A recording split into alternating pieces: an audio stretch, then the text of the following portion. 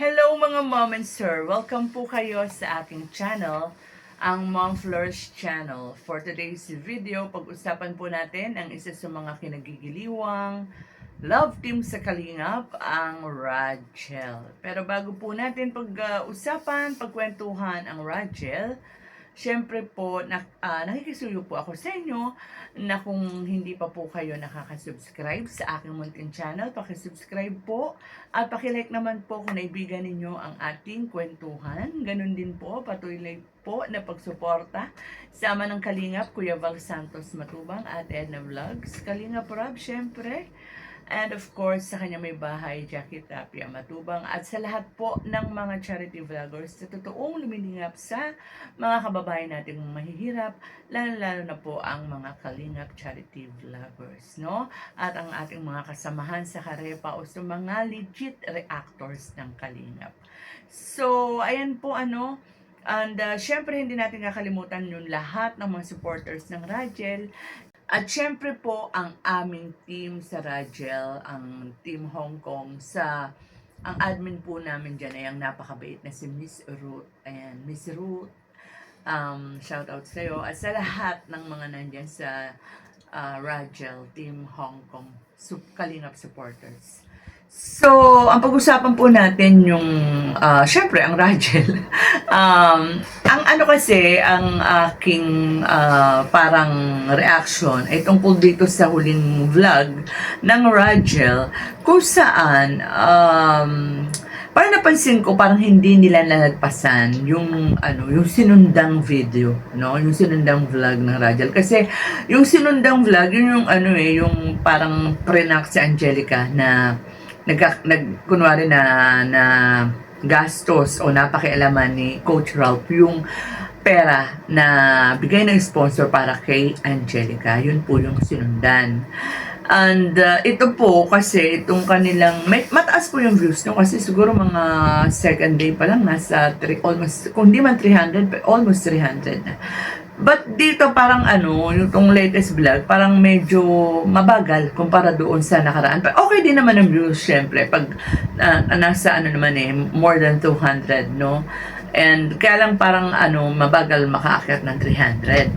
So, ang akin po, ang analyzation ko tungkol dito, parang, kasi parang kompleto naman sa kumbaga sa ulam, kompleto naman sa Ricardo itong latest vlog nila. Pero bakit parang mabagal nga compare doon sa nakaraang vlog nila?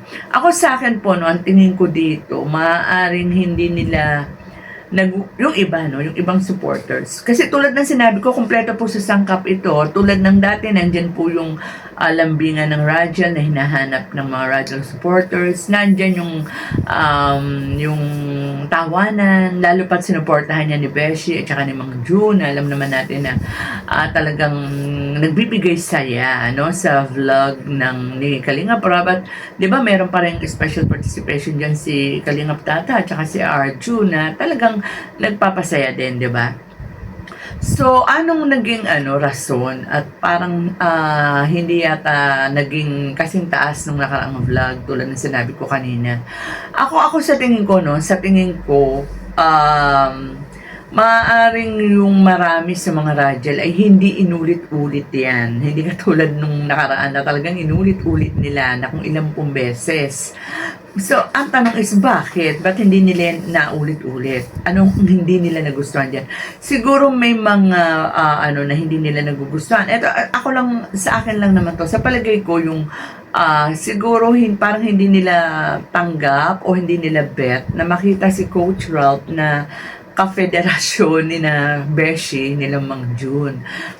Siguro parang ayaw nilang makita na ganun, no? Ang image ni Coach Ralph. Kasi tinanggap nila and minahal nila ang Coach Ralph na macho, na parang knight in shining armor ni Angelica, na parang nandyan lagi para ipagtanggol si Angelica, ganun. Siguro ako, yun ang tingin ko, parang hindi nila type ang kapal-kapal ng makeup ni Coach, na iksi-iksi ng short niya, tapos parang, di ba, naka-pink, parang siguro pinanood nila, pero maaaring tulad na sinabi ko kanina, maaaring hindi nila inulit-ulit. And then, yung maaring, alam mo, may pagka-sensitive din ang mga ano, alam naman natin mga supporters, ang mga fans ng love teams, may pagka ano yan, may pagka-sensitive yan, no? And may nababalitaan ako na parang hindi yata nila nagustuhan, especially yung ating mga seniors, 'di ba? Kasi alam naman natin ang mga seniors medyo ano yan, may pagka-sensitive, especially doon sa mga kapakanan ng mga kababaihan. Ang gusto nila yung mga ang kababaihan ay ginagalang. Kaya nga nagustuhan nga nila si coach kasi talagang nakikita nila no kay coach no ang imaheng nakatatak sa kanilang kaisipan na si coach ay macho, maginoo at laging nandyan para kay Angelica.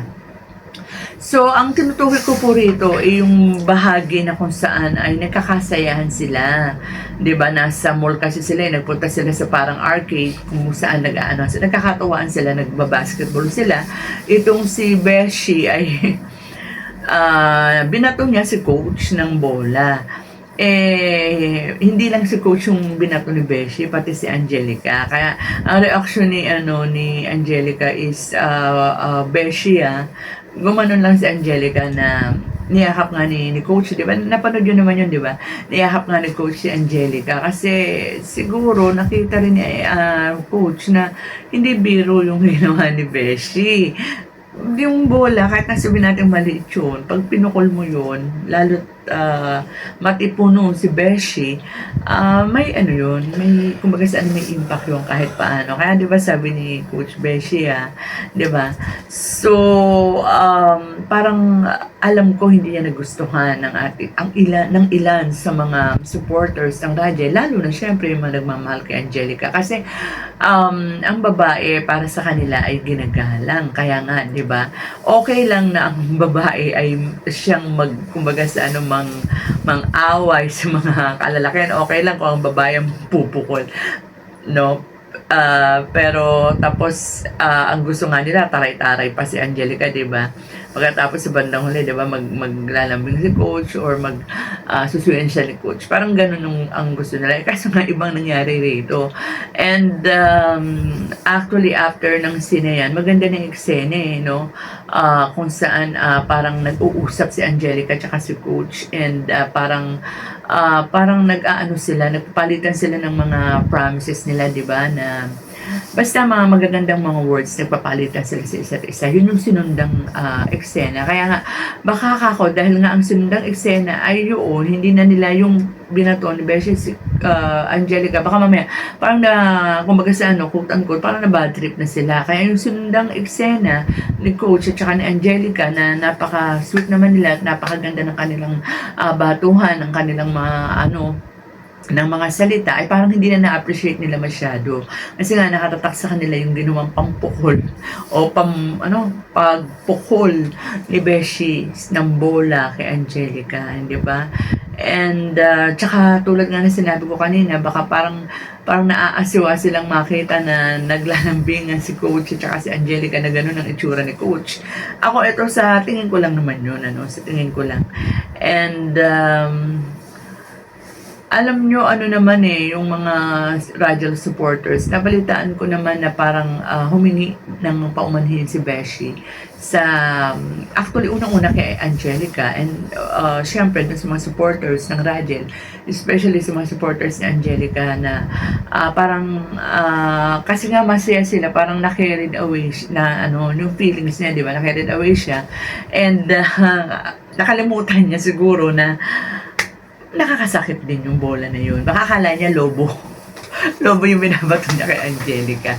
So, humingi na paumanhin si Beshi and sa mga supporters ng Rajel. So, sabi nga ni Coach Ralph, hindi na raw yun mauulit na masasaktan pa si Angelica.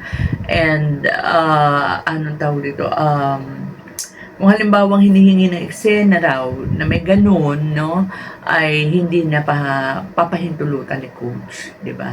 So, ganun naman po talaga, mga Rajal supporters. Siyempre, hindi naman natin sa pinagtatanggol sila Beshi, Kaya lang, ang Kalingap serye po kasi ay mistulang, although vlog yan, ay mistulang teleserye or movie na rin po yan na nagsushoot sila, may mga eksenang ibinibigay, and minsan po talaga, no, hindi may iwasang magkasakitan. So, kaya nga dapat ingat-ingat lang. At least po na-realize ni Beshi na mali ang ginawa niya. So, ingat po, lalo na sa mga eksenang biruan na maaaring makasakit po tayo, hindi lang physical, 'di ba, minsan feelings din, and lalo na kung physical, lalo pa nga kung babae, no? So anyway, sa magandang balita naman, para tuloy ako nalungkot doon na. Sa magandang balita naman, mga ka-Rachel, masaya naman tayo kasi bukod doon sa lupa na talagang konting kembot na lang, baka ipon-ipon na lang ng konti, mapapatayuan na ng bahay si Angelica, di ba? Yung sigurado na tayo na makikita o mapapanood natin ang Rachel kapag ang Team Kalingap ay nag-Hong Kong uli, di ba? Alam ko silang dalawa ng Mikris, no? Mikris and Rachel, mga kumbaga mga alaga ni Kalingap Tata. So, nakakatawa naman po yun. Patawarin na lang po natin si Beshi. Total naman po ay na-realize nila yung kanilang pagkakamali, at kapag po naulit pa yan, ibang usapan na po, di ba? So, looking forward po tayo dito sa magaganap na trip, no? Sa Hong Kong ng Rachel. And bago ko nga po pala makalimutan, binabati po natin ang Rachel sa kanilang unang taong anibersaryo sa pagiging love team nila, lalo na dito sa Kalingap, no? And napaka-sweet naman ni Coach dun sa mga gift niya kay Angelica. Cakes, di ba? Cakes, kasi dalawa. And nakakatawa yun kasi humiling si Coach ng, akala ko nga kiss ang hihilingin, hug lang pala. Pero okay na rin yun. Sa susunod kiss na dapat, ha? And nakakatawa si Coach, di ba, nang iinggit pa siya. So, yun na lang po muna kumbaga, ang isaksak natin or ipuno natin sa isip natin yung magandang samahan ngayon ni Coach Ralph at saka ni Angelica, no? So, with that, mga Kalingap, mga Karadyan, hanggang dito na lang po muna ang ating kwentuhan. Mag-iingat po tayong lahat, and God bless. Gawin ang atikaing pinapangarap.